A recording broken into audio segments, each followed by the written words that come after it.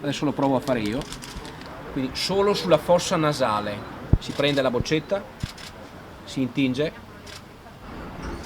una, due gocce. C'è una lineetta. E quindi è molto buono. Vuol dire che ha funzionato, ma non ci sono le due linette che sono positive e che sono negative.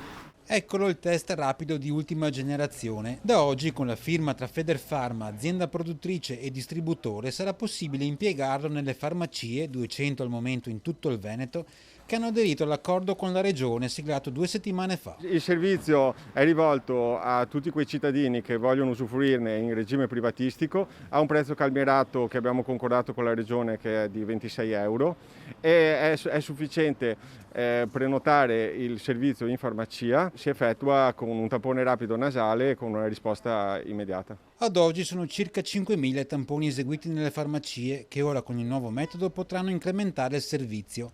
Questo è il tampone, per intenderci, presentato in anteprima a metà novembre dal presidente Zaia e dal coordinatore delle microbiologie del Veneto Roberto Rigoli. Così semplice e veloce da fare che fu subito etichettato come test fai da te. È un test praticamente approvato, è un test che praticamente sarà l'unico che arriverà presto in autodiagnosi. Ma l'autodiagnosi, ovvero la possibilità di farsi il test da soli, magari a casa propria, è ancora al vaglio dell'Istituto Superiore di Sanità.